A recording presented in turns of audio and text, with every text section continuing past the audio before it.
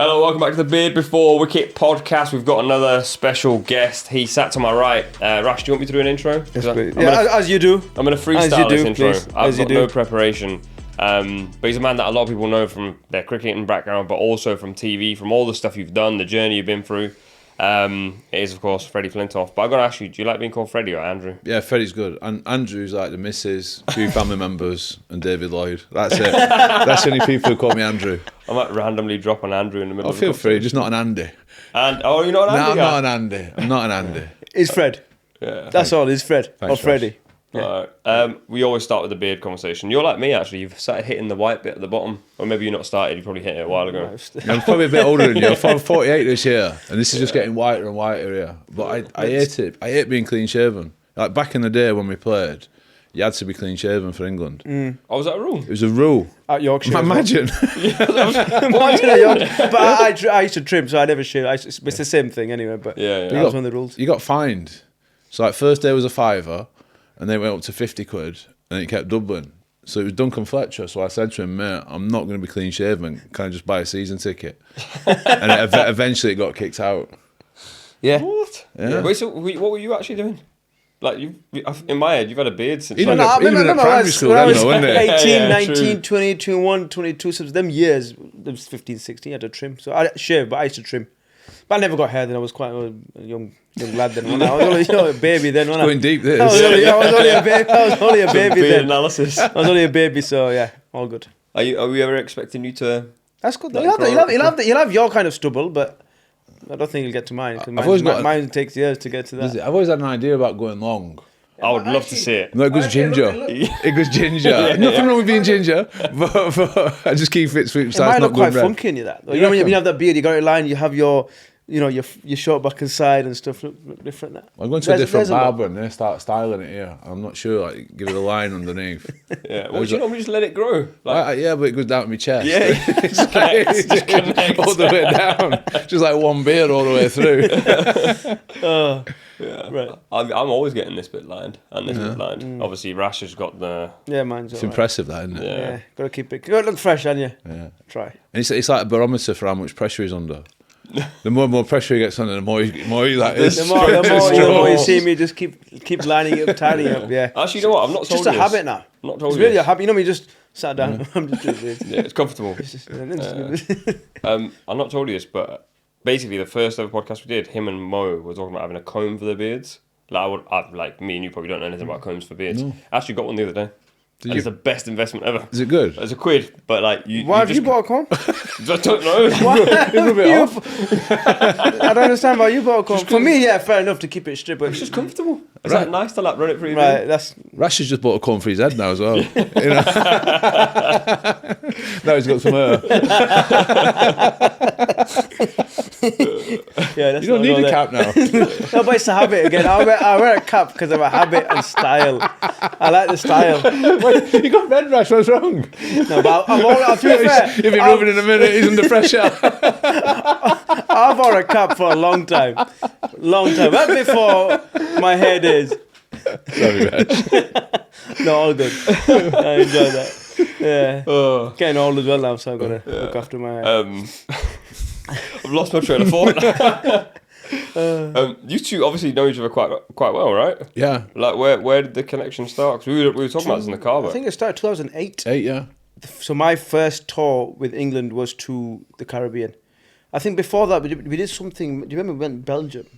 Yeah. Do you remember that? Just about, yeah. Just about, we went to Belgium for some reason, from some kind of team bonding thing and whatever it was with England at that stage. So that was the first time, but I think the first time we toured was in 2008, West Indies. That's the likes myself, Ravi was there, KP, Fred, Straussy, I think, Yeah, Cookie, Straussy. Jimmy. So it was them kind of boys were there.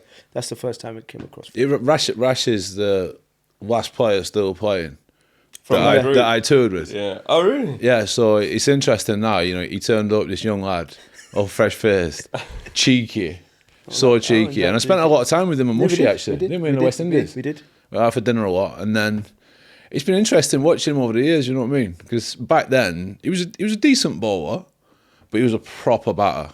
Yeah. He was a proper batter. Even on that A tour we went to India, He was like pushing his batting, Yeah, the trophy that I can't remember. Yeah, he was so good. And then now look at him, he's got his own podcast. Sat behind his microphone, and I feel like a proud father. And coach him as well. Inviting you to his podcast. Yeah, it's incredible. No, but yeah, that's the first time we came across each other back in 2008. We spent quite a bit, like I said, we spent quite a lot of time together. Yeah. Fred took me under his wing as I was the youngster. I was only 20, 21. Fred at that time must have been, I think, 30, 31 because he's 10 years older. Yeah, so about 30, 31. Yeah. Fred was. So Fred and Harmy as well. So Fred and Harmy were the two that really took me under their wing and really looked after me in that dressing room to making sure that things were actually quite comfortable for me. Yeah. Because the environment then was different to what it is now. But it was even different 10 years before when I started. Okay. So as a young player going in, it wasn't good. How do you mean? Well, it was a dressing room. If you look at cricket in the 90s, England, we didn't win very much. And if you look at the team on paper, you think, actually, that's a good team. And we always say they played against better players, this, that and the other. But I think a lot of it was the culture. Young players coming in, it was so hard. You had the seniority and then the junior players. So having gone through that, I always wanted the younger player to feel comfortable straight away. You go out your way to bring them in because essentially they're in your team. You want them to do well, you want them to succeed and perform. I think moving on from that as well, when I joined Lancs at 16, 17, Wasim Akram took me under his wing. So he really looks after me. I don't know if that's a cultural thing because he did it with Shahid Afridi in Pakistan. And then I tried to do that with other players, like Rash when he came into the England side, Kyle Hogg when he came into the Lancashire side at 16. Because that's the hardest part, isn't it? Yeah. When you go into that dressing room, international cricket, county cricket for the first time, that's where you need settling down. You need people to have your back. When we done the live show last week, Ravi, you just mentioned, said that you were like a father figure for him. And then you basically agreed and said like that was just a role that you took on. Was that why you did it? Because like you had the experience with Waz, because you felt like it was important because of the way the team had been before? Yeah, I think so. I think initially, but then actually I enjoyed it. You know what I mean? Yeah. I could hang around with the older ones who were just, sitting around just talking about cricket all night. But I enjoyed it. I think it kept me young as well. I was 10 years older than Rash, and then some of the other lads I was slightly older at the time. It was nice to be in that group. You keep youthful, don't you? What was that like when you had like? Because at that time, obviously, you were. Because Monty was there as well, wasn't he? Monty was in that crowd. I think Monty was there. I can't remember who was Keezy there. I can't remember if Keezy was there. But I remember the coaches. Andy Flower and Peter Moores were there. Yeah. So Andy Flower, Peter Moores, Mushy was there. KP, Cook, Strauss. I'm trying to name a few players that we from that Ravi, team. yeah, Ravi was there. Hoggy had finished. Matthew had finished by then already. Was he still there? I remember him being there. Steve City? Yeah. City was there. Ryan Sidebottom just starting. Yeah. But not for myself, that was it, like I say, in that sense. So from what I can remember of who was actually looking after me in society. Because I remember certain instances where, for example, if I was late for the bus, I was late for the bus a few times or wherever. And that's where when Fred and Harmy would be like, no, we're waiting. Yeah. Some of the boys were like, no, let's go. I might Really? be late for the bus. I missed the bus so many times. so I was late. If you weren't on the bus, it went. Yeah, it went. So I was probably late for the bus. Yeah. And then the boys were like, we're going. And Fred and Harmy were like, no, we're staying, we're waiting because we're here as a team. So we're making sure that we're together. And we leave together, we stay together type of thing. So there've been them kind of instances where you think, okay, right, they got my back. And it feels a bit more, you feel comfortable, you feel more like you're welcomed and stuff like that. So a big goes to them guys for making like that. Because it was difficult at that time. Yeah. For myself, because I was 20, 21, because I felt as though when I went there, I had to prove a point, making sure that am I good enough to be here. So these questions, you come in your mind, am I good enough? What people are going to think about me? Or how am I going to perform this? So then you need them kind of people around you who will just make you comfortable, relaxed, make you feel homely on the pitch and off the pitch, where you just go about, do your things, enjoy your tour as well, as opposed to just being like, oh my God, I don't want to be here. You know what I mean? So them guys made it real comfortable for me. It's probably even better now, isn't it? Now it's completely different. Now you got Bethel coming in as a young lad, you got Rayan coming in, and all these young lads. It just looks an incredible place. Yeah, so now it's completely different to what it is now. It's the welcoming. Everybody is with each other, whether you're most experienced or whether you're coming through. Everybody's got a voice to be heard. People are just together. A lot of people go eat together and together all the time, and it's just real comfortable and real nice and relaxed, as opposed to, like I say, 15, 20 years ago. Do you think the team before the team you came into was unsuccessful, or potentially unsuccessful because of the culture being the way it was? I think so. Yeah. I think you look at it and, like the side that I played in initially, you look at it on paper, it was incredible. But I felt within it, the theme was more survival. Yeah. Where people wanted to get into the side for the next game. Thinking about how many runs they're going to score, what their bowling figures look like, as opposed to actually, I shouldn't have a bad game and the team win. But it was definitely wasn't like that. And you always felt a pressure. And cricket's so hard anyway. It's a game like no other. It's a team sport, but it's very individual. You walk out on your own, you walk off on your own. You're batting, you're bowling. And it's so much pressure on you that, the way the England lads do it now, and I try and do it with the Lions, is actually take the pressure off. I've never played with anyone who doesn't care. I think more people care too much. I think that's something that Baz put across really well. Relax. Yeah, relax and play. Best days of your life playing cricket. When you retire, it gets worse. You've got to go and do TV. Podcast. Yeah, you got to go and do some dodgy TV shows. Cricket was a treat. Yeah. See, so one of the, obviously, the one that a lot of people will know you for, and I basically put an Instagram story up saying, what would you want to know about Flintoff's life? And people were like, 2005 Ashes, 2005 Ashes. So I got to ask you. But when we spoke to Ravi last week, and Ravi said he didn't know what the Ashes was until he played in it, which was like when he was 25. Yeah, that would have surprised you. Nothing surprising me, Rav. Yeah. Not the brightest. To be fair to me, he's got nice hair now as well, hasn't he? We've all got nice hair, haven't we? Did you know like how big the Ashes were before you played them? Yeah. Yeah. So I watched it growing up, growing up in the 80s. So we were saying we didn't, because obviously he was an India fan, we were like Pakistan fans, so you wouldn't really watch the Ashes, whereas obviously for you, like, you were locked in on the Ashes. I'm surprised he didn't know till 2009. So I'm so surprised he doesn't. Did he play in one? He played in 2009 Ashes. Yeah. He got I played in 100. that. Yeah, because he got 100 at Headingley. I remember he got 100 at Headingley. Yeah. He got two. He got back-to-back 100. I'm sure. Yeah. Because I remember that. So I'm trying to say, is that the only time before then? I believe him. I believe him. So what was the 2005 Ashes? There's a lot of things I don't believe in, Rab, but I believe that. one. Yeah. But anyway, yeah, you were saying something. No, but I think with Rav, I think that's probably a good thing. I grew up with it in the 80s and I just watched England get beat. Yeah. I remember as a kid going shopping with my mum on a Saturday morning and looking, like she's shopping, looking through the windows at like this TV shop called Rumbles. And I was watching Terry Alderman get Graham Gooch out LBW again. And then grew up watching it on TV. And then by the time it came around, I'd been on one Ashes tour to Australia, but was injured and got sent home. So the build-up to it was ridiculous. We'd beaten everyone in the world up until that point, and I was going all right. And I thought, this is it, I've got to do something. And I put so much pressure on myself because there was this expectancy. And it turned out all right in the end, but that first test match is one of the few times in my career I genuinely bottled it. Really? I froze, yeah. What year was this? 2005 Ashes. Oh, this is the 2005 Ashes? Yeah.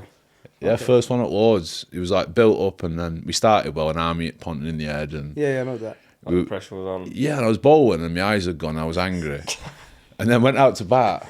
And I used to sit at Lords, and you got your own spot. Yeah. So I was by the big window, the chair on the left, and I was sat there looking out the window. I was just like, didn't know what to do. I went out and my name got mentioned. I got a nice round of applause. I thought, oh God, they expect me to do something. Yeah. And then Glenn McGrath got me out. Bald? Yeah, I wouldn't have hit that 10 times. It just nipped back. And okay. And then we did all right second into the ball again. Then batting, it was horrible. I walked out to bat and Shane Warne's on, and Ricky Ponting was fielding silly point, and me and Kevin Peterson were batting, and he was going all right. And then Ricky Ponting just turned around and says, oh, I'd look at these two. I bet that, because we had the same sponsor, Woodworm. Woodworm, yeah. And he says, I bet these bat sponsors are pleased with these two wits. I'm like, you are? Wow, here we go. Yeah. Got out next ball. He's fully in your head. I just sat in my chair. I didn't know what to do. And then after that, I went away for a week to Devon with the family and didn't practice, didn't train. Just thought, what am I doing? Just enjoy yourself. Yeah. And then managed to turn it around a little bit. But it didn't start well. It's so weird. I can imagine though the 2005 the pressure as well, especially that Ashes as well, being at home. I reckon that puts a bit more pressure on being. If it's away, yes, you can feel the pressure, but I don't reckon to that extent when it's at home. It wasn't great away neither. I was captain. We got beat 5-0. Yeah, at home. I love playing in England more than anywhere in the world. Yeah. Playing in England is just so different. It's so much better. But no, I'd never experienced pressure, and I was always quite good with it because you get external pressure and you can't do anything about it. But I put so much on myself that there's no way I could have performed in that first game. What does that look like? Are you like going to bed thinking like tomorrow I got to turn up, I got to turn up, I got to turn up? Because there's so many stories obviously about you post cricket where you're talking about like when I think recently you said something like you were struggling to get out of bed to do some stuff. But this is like when in my head you're like in your pomp, like this is you like about to peak into cricket. I should have been better. Yeah. Like, so what was happening? What was happening the night before? It was I'd just be lying in bed and I'd just plan through every scenario in the game. And then you turned up to the game the next day and you saw the Aussies. And because they were so good, they seemed bigger. You know, you look at them and it's like, how big is Adam Gilchrist? He's massive. Yeah. And then you got Shane Warne and Ricky Ponting and they just keep coming. You know, Langer, Hayden. And then you have Brett Lee, Glenn McGrath. It's like... Yeah. And they were horrible. Well, yeah. Well, they were and they weren't. It was like Ricky got stuck in a little bit. But I'll be honest with you. You know, you talk about sledging and you talk about getting stuck in. I can't remember one point that they crossed the mark. They got stuck in. They played hard, but respectful. And I can't honestly, like Shane Warne, bless him, what a man. And he bowl, and you just all the time thinking, just play the ball, don't worry about him. And he drags you into taking him on, you know, because he was there and he had the hair and the teeth and the persona, and he's giving it all this. And as soon as you tried to take him on as a person, you were done. And he did me a few times. Yeah, ego takes over. I thought, I'll have a bit of this. And it's like you're walking off thinking, what am I doing? Was that the Ashes where, I can't remember who he bowled, but it bounced so far wide and then it turned in? That was that Ashes. Strauss. Was that Strauss edge-passed him, wasn't it? Yeah, Strauss like, tried to kick it because it was like, it come from nowhere. Yeah, that's that series. Wild. Probably the most iconic series, isn't it? Yeah. In English cricket, for English sure. cricket, I think. It's got to be up there, hasn't it? 100%, without doubt. Did your life change after that? 'Cause you know, like English icons, you have like Beckham in 03, Johnny Wilkinson, can't remember the year, and then that Ashes is known like as sort of your Ashes, which is why I'm so surprised about this story. Like you were bricking it the whole time. Not the whole time, just that first one. Yeah. And then the second one, I thought I'm just gonna have a go, and it's such fine margins. So I decided the first chance I get to score with a bat, I'm taking it. If I can hit a six early doors, I'm trying. And I managed to just hit Shane Warne over mid-off. It just went over Kasparovic's finger. If he'd have caught that, different 5-0. But it did after that. We had the celebrations and we had the bus trip and all these people. And I was unaware of it all because I went down to Devon with the family in between the first one. I went to south of France between another one. And I didn't know what was going on back home. I was just playing cricket. And then after that last test, you saw the scenes at the Oval. It was like, wow, this is quite big, isn't it? And then the bus trip. And then all of a sudden you're being asked to go on all these TV shows and doing everything. Everywhere you go, everybody knows, everyone's talking about it. And then people are showing you the clippings in the press from the past 4 or 5 weeks. It was like, wow, this is different. But then life changed again years on after I retired. I did a Morrison's advert. And it was shown in between the X Factor on the break. Yeah. And it was like I got recognised more for a Morrison's advert than 11 years of international cricket. He's like, he's not right, is he? I was building a market for Christmas. What was happening in the advert? It was like a Christmas ad. Yeah. Filmed in September. Right? I had to build, I was pretending I was building a Christmas market. And I was sweating so much because I had a coat on and a thing. But yeah, it was strange. Obviously, how old were you in 2005? Probably like 17. So I made my debut in 2006 when I was 18, so I was 17. Oh, so just literally the year before. So you must have been like, that Ashes must have been pretty close to you, Did you watch a lot of it? Not. I'm trying to think. I'm thinking. I've watched every ball you bowled. How long ago was this? Tell them about 20 years ago? We're talking 20 years ago now. Yeah. That's a long time, man. Yeah, but that's the start of your career. In my head, I'm thinking I don't know every ball. I don't remember everything I watched. You were 17. Yeah, but I don't remember everything. Not 12. But I did watch it in terms of, I did watch it, but I wouldn't say I watched it where every day I turned on 11 o'clock until 6 o'clock. Yeah. No, but I did follow it and I did watch it in that way. So that actually was... I think that Ashes itself really put England on the map in that sense, in terms of the cricket, but just actually for non-cricketers as well. People were engaged in it. A lot of people who were into cricket would start watching it, falling in love with the game, and I think then the cycle continued. to that, then people started following that, and actually that Ashes people, then it became a big thing in England. It was on terrestrial telly, which was a big thing. Yeah. Sky had done an amazing job for cricket, and without Sky, I don't know where it would be. But for them few years, it was shown on Channel 4. Yeah. And So rather than a few 100,000 people, there were millions of people watching it. Yeah. like the whole country was watching it. Yeah. Yeah. My brain's just gone because I basically just started laughing about Rash being 17, not watching cricket, but then playing the year after. What were you doing? I watch cricket. You weren't at school. No, I wasn't at 17. I wasn't at 17. Yeah. But surely at that point you knew you were going to play for England, no? No, But it was a year before. I didn't make my debut. I only made my debut for Yorkshire in 2006 when I was 18. Did you? Yeah, 2018. So 2006 I made my debut. Yeah. 2008, 7 playing for England Lions. 2008 Lions, and got into the main squad in 2008, 9. Main squad, few games here and there, and then. That's it, really. Did you feel under pressure? What would I play for As a England? leg spinner, a young leg spinner. So, like, because everyone yes. wants a leg spinner. So, yeah, a lot more so when I in the England dressing room in 2009. 2006, when I first came in playing for Yorkshire, I didn't feel anything in that sense. We came, just played, things went okay for me, whatever. It was when I came in 2009 for England, I really felt the pressure. I think, right, okay, am I good enough to be here? Do these lot, the people here think I'm good? I need to perform. I need to do this. I have. So all that was really playing on my mind. I was still, like I said, 20, 21 years old, was very young. And in that dressing room as well. You know, not feeling a bit, I don't think I belong here. Yeah. Then it's that feeling when you feel as though you don't belong here. And that's when you think, right, I've got to prove a point. Yeah. That's when the pressure comes. And that's when you try extra hard and you start thinking. And then if you do bowl a bad ball or have a bad spell, that's when the doubts start creeping your mind. So in terms of that pressure, I definitely felt the pressure in 2009. So I've got so much admiration for leg spinners. Yeah. You know what I mean? I'm watching my kids play, and then you think about the kids you play with. Like, they bowl bad balls. Yeah. It goes with the territory. Then you've got the parents on the sideline because this kid's gone for 10 or 12, get him off. And they've got to keep coming back and back. And all the way through, the pressure, the expectancy since Warren and Cumbler and all these guys for us to produce a leg spinner. I think it's the hardest skill. It's definitely the hardest. But I think obviously a lot more, skill-wise, but mentally. Yeah. Because it's so easy for a leg spinner to go the other way, where they might bowl a few balls, full toss, short ball, then you start, like I said, then the doubts creep in. Then you think, right, how am I going to bowl a good ball? Then you bowl another bad ball. Then the cycle continues to where you're thinking, right, get me off here. Let me quickly finish my spell, because if I carry on, it's going to do even more damage. So mentally, it's tough being a leg spinner at a young age. You got to make sure that, firstly, the captain's by your side, but the environment's right, people are behind you, people are backing you. You got to get the confidence as an individual to go out there and actually say to them, you know what, it's okay to bowl a bad ball. It's okay if you don't bowl well, because loads of people don't bowl well. Once you give that confidence to a leg spinner, they go well. Whereas when I was younger, England, it didn't feel like that. Yeah. I didn't feel like right, I have to bowl and go less than 2 and over. If I don't, I'm not good at that kind of thinking. So times have changed in terms of just the whole environment itself as well. That's so much pressure on like a young player.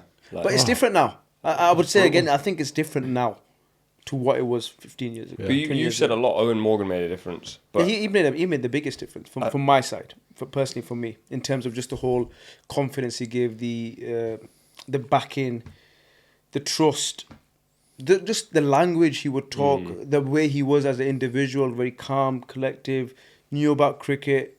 You know, and as a captain, that was the biggest thing for me, was to making sure that when you see a captain who's calm, so he stood at cover mid-wicket, if you're getting here for 6s and 4s, he's level-headed.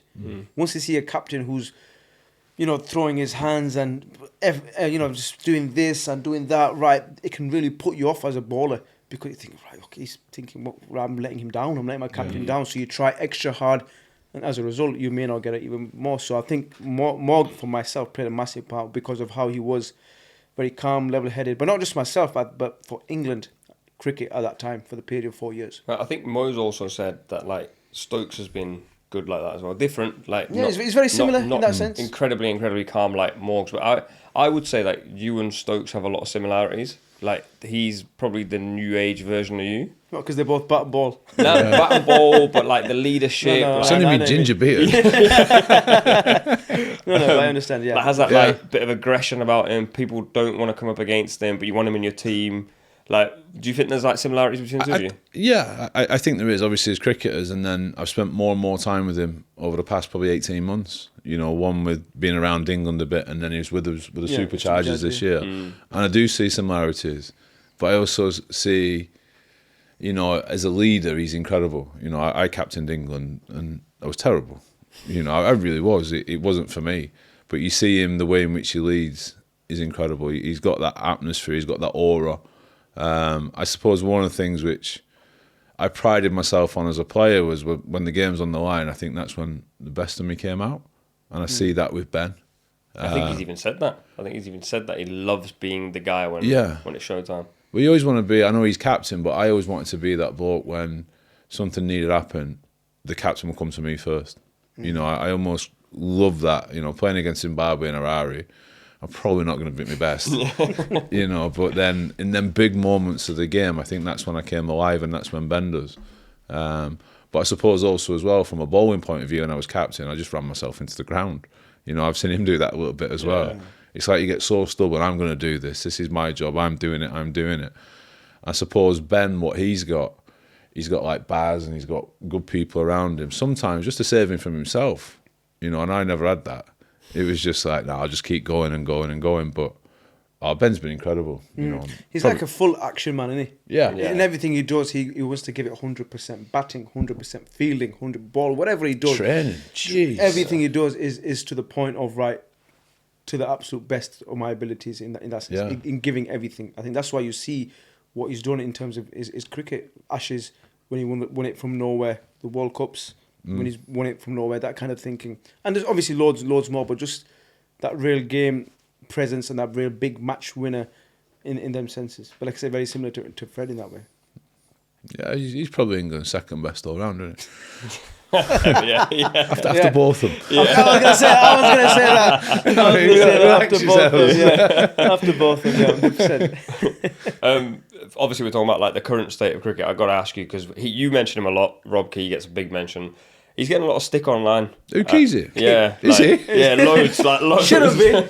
And then obviously Wokesy's decided to retire. What do you think about the reaction and also that the general decision making of Rob Key? Because you know him well. You appointed a good Lions coach. Yeah.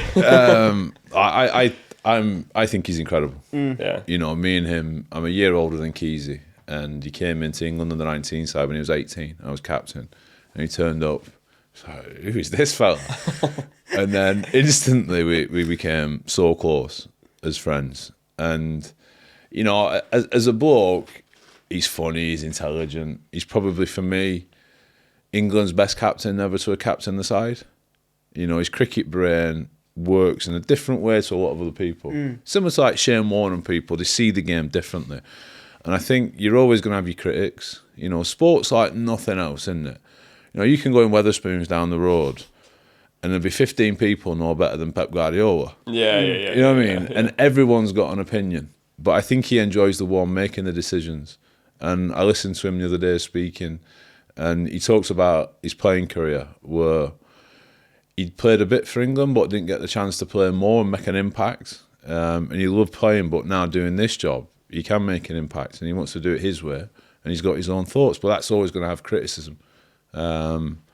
But I think what they've done, himself, Brendan, Stokesy, now Harry's taken over the one, for English cricket, as a fan, has been amazing. That's exciting. Oh, the way in which they play, the players they pick, the way in which they are as lads, they seem more accessible. They seem really good lads, don't they, from the outside? You know, we're getting to see these lads as people. I suppose that's one of the reasons that, obviously, the crash was one thing, but watching it from the sidelines, you think, I want to be involved in this. You know, English cricket's going forward.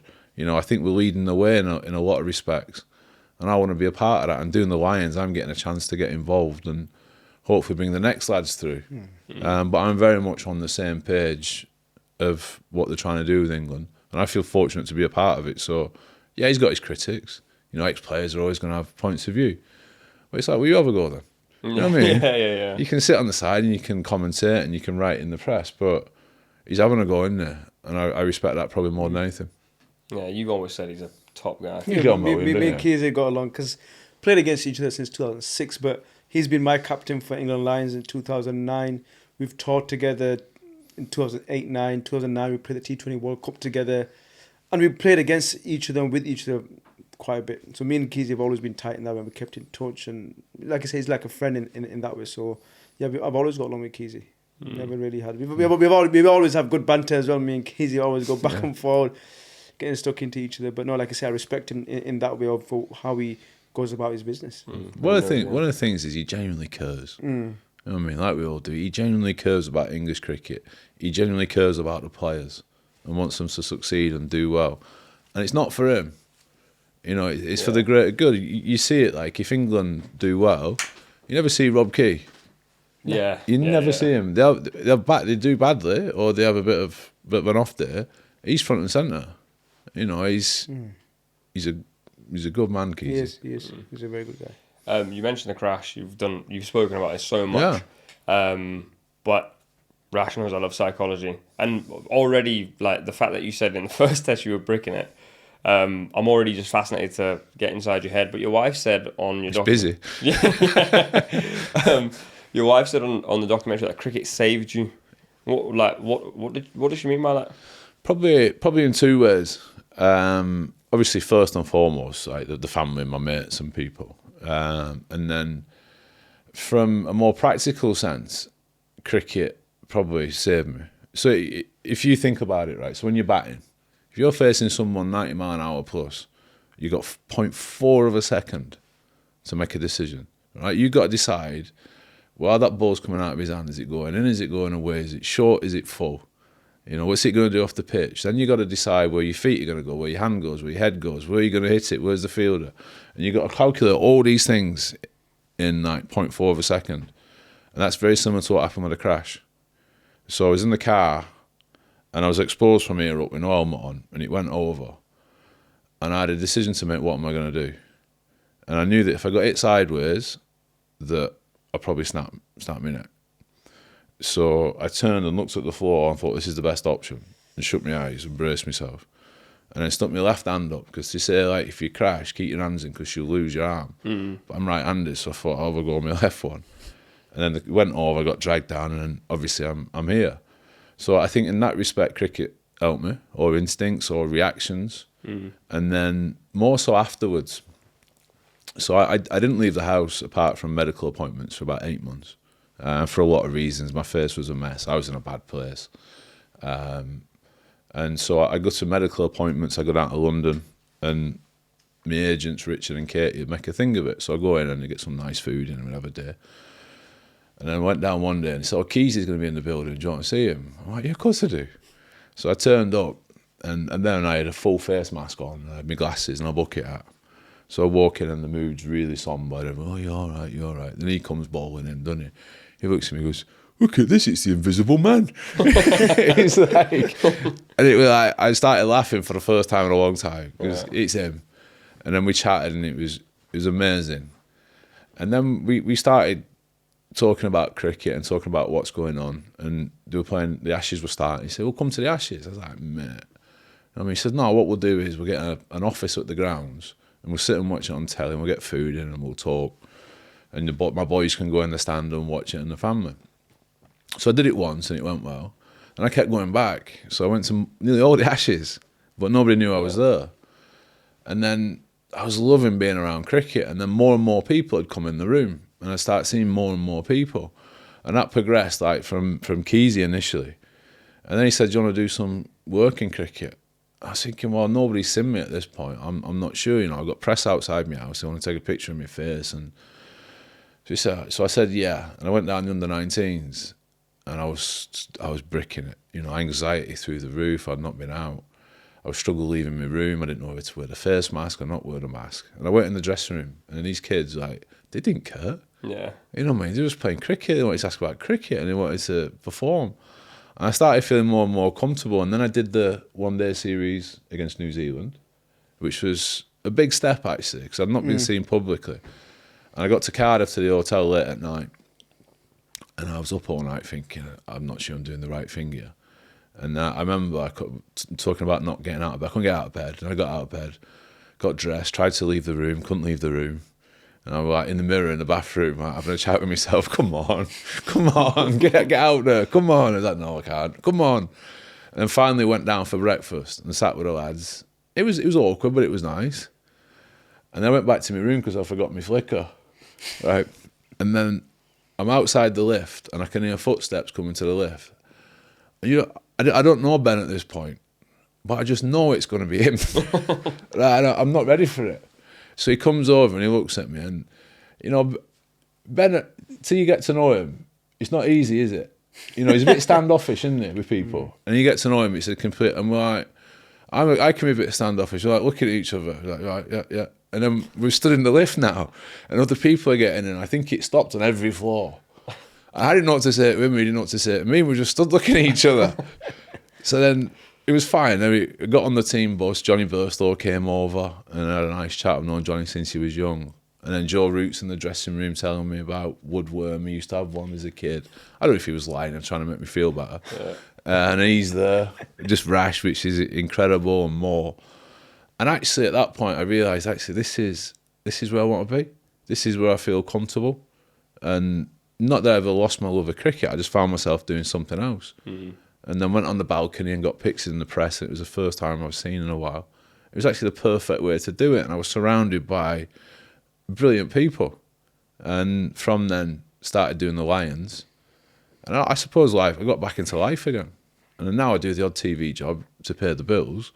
But cricket, yeah, it did save me. It got me out of the house and it got me focused on something. But more importantly, surrounded by people who I've got something in common with, are incredible. And actually, I genuinely love it. I love the coaching. It's so much fun.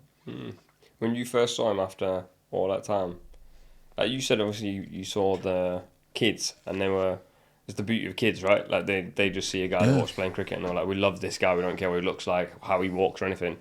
But at that point, you'd seen Freddie. Yes, it's the same thing. So it's irrelevant of what in terms of how it looks, whatever. But you just go back to You go back to what it used to be. You go back to the whole chat you were, the friendship you had.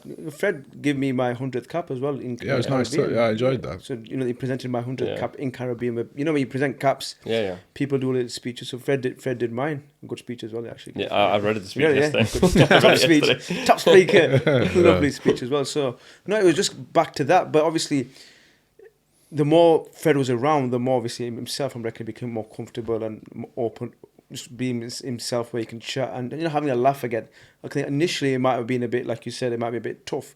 But I think once Fred was in that environment for a little longer, he just became a natural part of back to normal. Everybody's, normal life and normal stuff. Back to that. I think for me it was like being around these lads in the England side. It was incredible because what they've created and what they are as lads.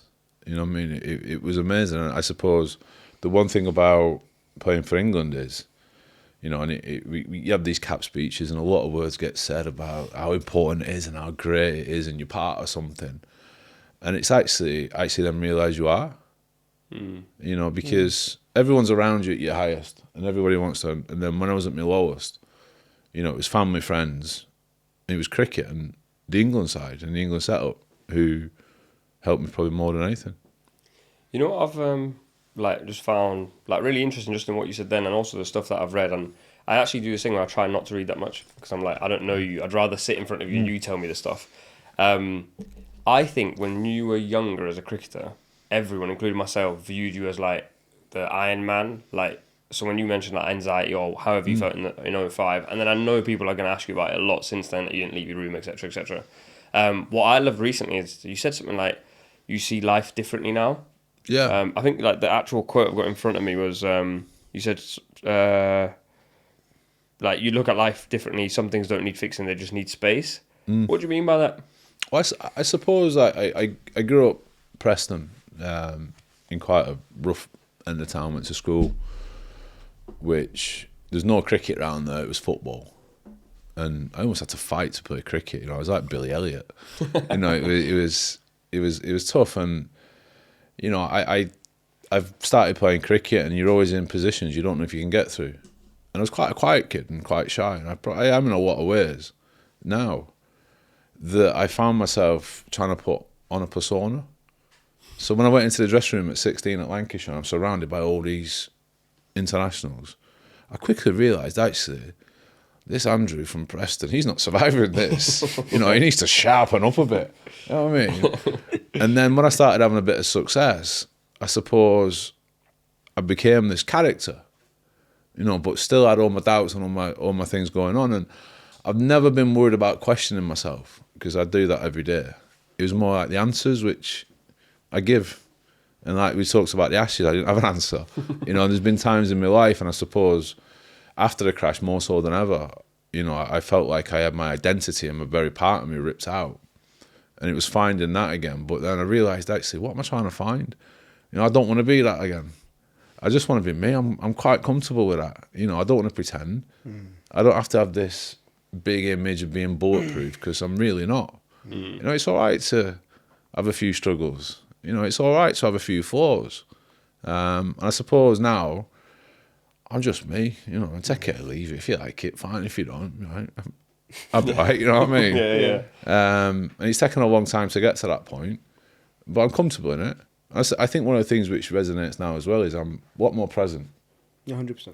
Because I always found myself, whether it was cricket, it was the next game, it was the next game. You're batting or you're looking at a game. How many sides start at a test match or a 4-day game? Looking at, we've got to win this, or county teams. We want to win 2 trophies. Well, I miss April. Yeah. What you're doing right now. And I'm like very present now. Yeah, day at a time, step at a time, and I'm all right now. We'll see what happens later. Enjoying the moment type of thing. Enjoy the present, whatever you're touring with England. So enjoy that as opposed to thinking months ahead. So enjoy the day. Enjoy the. It's that kind of mentality. What you're talking about is really important for I think success, but also the enjoyment of the journey. Just allow yourself to enjoy it. I did it with TV. It's like you do the crap jobs, and then you're always trying to work to something else. So you think, we'll get to this, or I want to get to that, and now it's like, well, I'm enjoying myself now. Just allow myself to. And I think that's been the shift in the England side as well with bats. You say talk about, you are where your feet are. What are you now? Thinking too far ahead and stuff like that. Staying in the present, enjoying the moment. You obviously mentioned the cap. I did read that yesterday. It was actually a very good speech. And I actually think it was a genuine speech. Like you said. I personally don't think it was planned in this way. You're just top of your head, right? Well, you just said it. No, but not top of your head, but it wasn't like something I don't think Fred would be right. Night before, I'm losing my sleep over, I just need to get some lines I need to rehearse. It was probably just more of a thing, in the morning, there's a few of the points I just want to say, let's just go. Well, I know Rash, don't I? Yeah. I know Rash, and it's not going to be like some pre-planned speech. It's like... It's how you feel. Just from your heart, the best way. Yeah, it was a good one, though. The lads hammered me though, because I did Josh Hulls as well, and Harry Brooks saying, how long can you speak for? He's like, when you have to put the start back, you're boring. No, but it was like I said, from my side, it was a good one, because I think the biggest thing is when Fred was speaking, is the people who are listening to it are quite intrigued and listen to what he's got to say, because like I said, Fred's very well respected in the dressing room, but just not in the dressing room. I think it's more so just in general as well, because like I say, when Fred speaks, it's genuine. It's not very much, not from the heart. It's something that when he speaks, he means it. So I think that's what really gets people intrigued by that. You're also gets people into that. Recently at Rash's Academy, weren't you? I saw that video. We had his brother. His brother came and coached for the Lions. Yeah, and you had like a camera put in your face, and I'm like, yeah, so the message, He abused me. That's it. He's good at man, isn't he? Yeah, he's a good coach. Good coach. I enjoyed him. He came in, but it's weird because you look at him and it's not Rash. But it looks like Rash. He's like, wait, they're so similar, aren't they? He's my brother, though, isn't he? But he loves spin bowling, doesn't he? Yeah, he does. He's good. He's got a passion for it. He knows about it. He's who you've worked with all the way through. Yeah, from a young age. From the age of, like I say, 13, 14. So he's been my go-to coach in that sense as well. So yeah, he's been very good. Someone hopefully will use a bit more with the Lions. Yeah. You said like we've spoken so much about this, but like he gives so much back to his community. It's like a thing that he's very strongly on. You've done a lot of that as well. I was just going to say that. Yeah, I was going to say the same thing about what's your driver for that? Because we spoke about this last week. But what drives you to do that? Are you talking more so about like the Field of Dreams and like what made you go like this is something I want to do? Because for a lot of people, like if I'm being transparent, a lot of people will do these shows, but I don't know how much they care about actually giving back. But from the very little I know of you, but the stuff Rash has told me and other people told me, I feel like you actually want to do it. Yeah, well, but like Rash, he does loads, doesn't he? You don't hear about it, which is even better. You know what I mean? It's not like, oh, I'm doing this because. And then I suppose that with Field of Dreams, you know, it's obviously on the telly, but that was a way to do it more than anything. And it started off as an idea I had, because where I grew up, cricket wasn't played. You know, it's very multicultural. There's all people from different walks of life not getting a chance to play cricket. And the initial idea was, if we can find someone who might turn professional. And then when we started, I thought, actually, it's actually more than this. It's just giving kids a chance to play, or giving kids a bit of somewhere to go, something to do. You know, giving them some support. And the kids we had were from like autism, ADHD, behavioural problems, and everyone had treated the behaviour rather than trying to understand them. And when we started, I realised actually this is far more important than cricket. Cricket's just a vehicle to do it, to engage them. And once we did, it was incredible. Like the lads from Preston, you know, they turned up, and I was turning my hair out to begin with, and I'd get in my car on the way home, I'd be like shouting out the windows. But then the more they came back, they kept turning up, and then the more you invested in them, the more they trusted you, the more you got back. You realise actually these are great kids. You know, they just might have been dealt a bad hand at some point. And then all of a sudden, you know, for them going into a cricket club was so hard, you know, failing in front of the friends. You're just trying to give them life skills moving forward. And a lot of the lads they've got jobs, they've gone back into education. We took them to India. And I really enjoyed it, actually. You know, I learnt a lot about myself as well. And I could identify some of the things that I grew up with in these kids and some of the kids I went to school with. And we've moved on. We've done a third series with some girls in Blackpool who faced different challenges in Blackpool. We've got the boys in Bootle, Liverpool and Manchester. I don't know where it's going. There was no like set plan. But it's something I think, you know, Kyle was amazing. I think we had Kate Cross with us. I'm proud of. But I remember seeing the first episode of the first time we did it, and I was sat in the edit, and it was like, there's far too much of me in here. Yeah. You know, take me out. I'm just here just to try and put it together. It's not about me. It's about these kids, and it's been interesting, but it's been fulfilling. But I just love seeing these kids succeed. I've you know what I found really not strange but like interesting. So like Ravi and Rash like rave about you, in a time when like generally diverse communities weren't getting that much in English cricket. Yeah. Then you've got this show now, Field of Dreams, where you're dealing with different types of diversities. But then you had that moment with Adnan, the Ramadan moment, which I think went viral, where basically there was a boy who wanted to fast, and I think you guys said like, we'll fast with you. Where does that come from? Like, why do you have such an allegiance with like diverse communities? Do you know what? I grew up in Preston, and where we grew up was multicultural. A lot of my mates growing up were British Indians. You know, they're the kids I went to school with and spent a lot of time with. And then I think through cricket, so my dad was like captain of the second team. And you look around the dressing room, it was like, you had the Patel family who had 4 or 5, it was Ayub, Zubi, Zach, you know. And then I remember even at a young age, you know, middle of the summer, everyone's having tea and these lads are having nothing. And they're telling you why, you know, they're observing Ramadan. And then you have Maldaya, you know, West Indian who used to do massive sixes. But it didn't matter. It was just a team. And then what I saw from the Field of Dream boys is that you see all these things were in the press, this, that and the other. You had a group of lads from Preston who were playing cricket with a lad who'd fled his country in Afghanistan and come over. They did not care one iota. They just saw this kid who they loved, they enjoyed spending time with, and enjoyed hitting sixes. So when we spoke about he was observing Ramadan in India and he was struggling, it was no question that the rest of the lads would get involved. And they wanted to look after him. You know, we had Hemi and Dylan, you know, they went to break fast with him. You know, went to the mosque. And the amazing thing was that show turned into was like, not an experiment, but it was like culture seen through teenage lads' eyes. Yeah. With brutal honesty and saying things that nobody else would really say, but also people watching it were learning at the same time. So yeah, I don't know. I think cricket saw me, you know, even went to Pakistan and places. I spent more time with Wasim than I did with my own teammates. You know what I mean? I've been so fortunate. Yeah.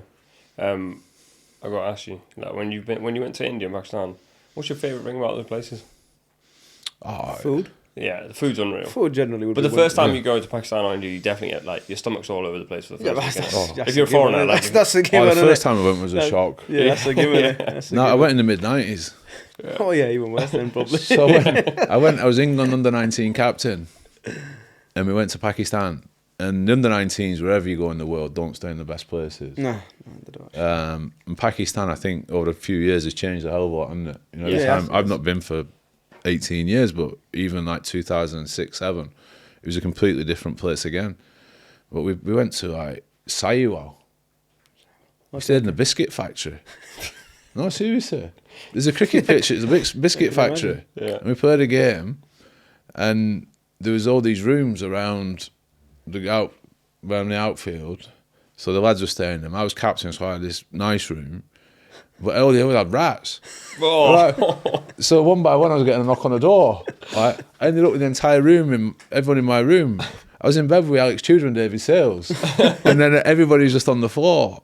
But one of the things I love, one is the passion for cricket. And I think through Wazim with Pakistan, I've been spoilt because he's taking me everywhere and taking me all around. And the people, to be honest with you, you know, we played against Pakistan here this year, and the cricket was incredible.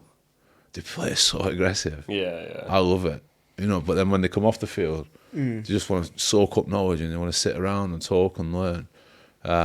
So yeah, in India the same. It's just vibrant, isn't it? You know, as a cricketer, where do you get the opportunity to play in front of 100,000 people, 60,000 people? It's incredible. You've also, like, in my opinion, just my opinion, but I think you changed the image of a cricketer. Like, I think, and I feel like you're going to agree with this, like, I think before you came on the scene, you kind of knew what an English cricketer looked like. And I think now, like, you got, like, Ben Stokes, who's similar to you. You've got, like, Rash, who, like, I think you said yourself, like, epitomises English cricket. But for a long time, you wouldn't see an Adil Rashid. You got Moeen Ali. Like, do you think, like, because of the way you took on cricket, you maybe made it easier or helped these guys be free? Maybe you can answer that probably better than Freddie. Do you think, like, because you had this character who was different to the other characters, it made it easier for you to, like, come into cricket, English cricket? I think in terms of, I think not at first, as time goes on, obviously, with experience and stuff, but when you see somebody like that, like the Freddie's presence, and almost like it's okay to be yourself type of thing, do your own thing, be confident, speak what you know, what's on your mind type of thing. It gives confidence, yes, to the people who are coming through, like myself, to say, okay, we don't have to be different in that way. We don't have to, like I say, put on an act or speak differently or whatever. But no, be how you want to be. If you want to do certain things and you want to be in a certain way, obviously within the boundaries, be like that. Be yourself. So I think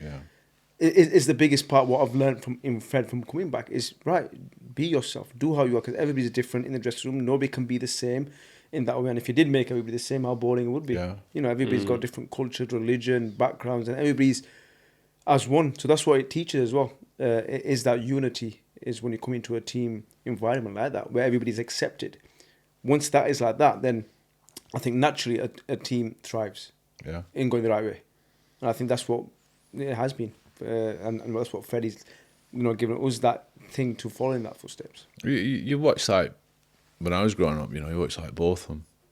You know, he was the old man, wasn't he? You know, like Merv Hughes playing for Australia, and, you know, the game had characters.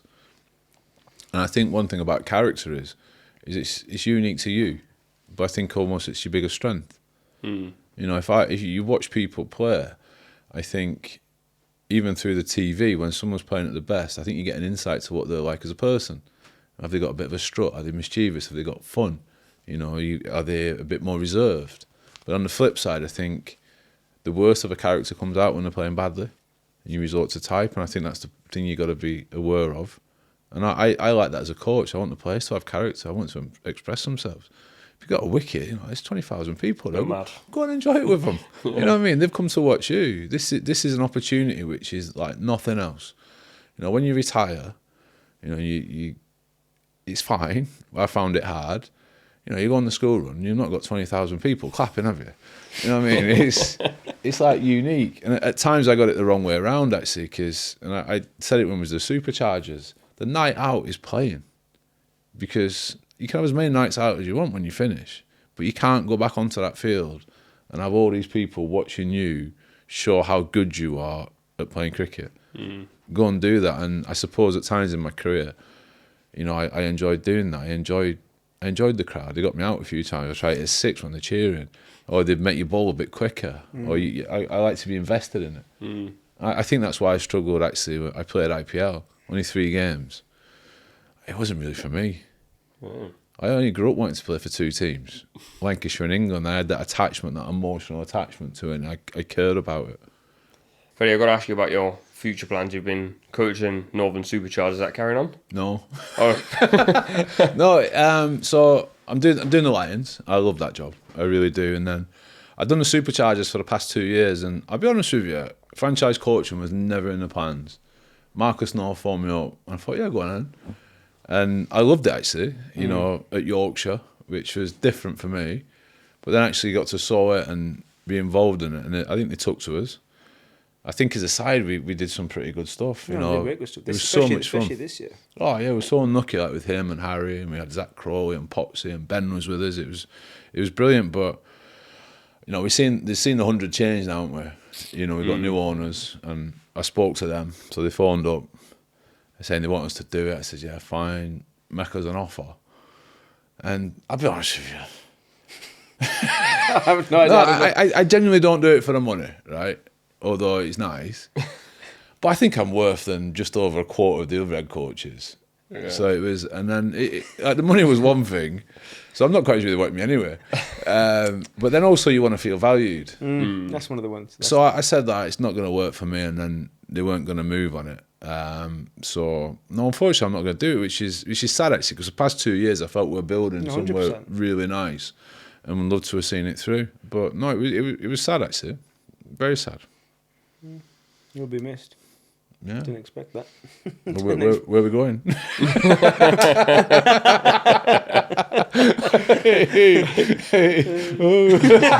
I'll speak to you after. You jump on our Lions back for a fiver. I'll speak to you after.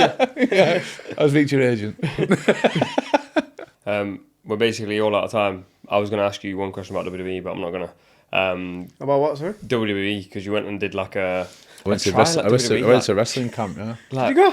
Yeah, I went to WWE camp. Why did you do that? Oh my God. I needed a job. I went to fight The Undertaker in America. Oh my God. Was there ever a point there that you I got for a contract. Yeah, I remember, but do you think that would have ever happened, that you would have got to fight The Undertaker? I live in hope. No, but he said to me at the end of it, he said, like, because I wanted to do a documentary on it, but I did it for boxing instead. And they said at the end of like going to wrestling camp, they said, you can't do your documentary, but we'd like you to join us. I was like, you what? And he said, yeah, well, usually you're in Wrestling Academy for 2 or 3 years. We'll get you through in 18 months, so like WrestleManias and Royal Rumbles. I was like, imagine that, Freddie. come running around in my underpants. He's like, no. So, yeah. No. So you went to boxing for that period. Yeah. Did they give you a name? Were they like, are you going to be this guy? Well, I was thinking like Big Fred or Sir Fred. But then Fred obviously went to boxing, did a boxing fight, yeah, which is there's nothing. At least he's 1-0, which is 1-0, professional undefeated record. everywhere. Me and Usyk. 1-0, professional record, clean, Done. clean Walk slate. away. Yeah. I spent too much money on this nose to get it now. I've got half my ears in it. No, I love that. Well, if you need a tag team partner. Oh, Rash, imagine. Big Rash, Big Fred. Little Rash, Big Fred. Size don't matter, eh? Come on. Freddie, top man, thank you very much. No, thanks for having us. Thank you very Absolutely much. loved it. Thank you. For you guys watching or listening, make sure you follow the podcast. Freddie, do you know when your season 3's out? Is it already out? This just finished last Sunday. Yeah, nice one. I've got a book out though, but you know, Yeah, I knew there was something going on. yeah, there's a book out. Yeah. It's alright. Yeah. Check the book out as well. He said it's alright, which means it's probably decent. But thank you very much for watching and listening, and we'll see you on the next one. And here's a teaser for next week's Beard Before Wicket podcast. We're doing something different today. We're going to do a quiz, Mo against Rash. So Rash, your question is, last 10 permanent England Test cricket captains. Can you name 10? 9. Test. 8, 7, 6, 5, 4...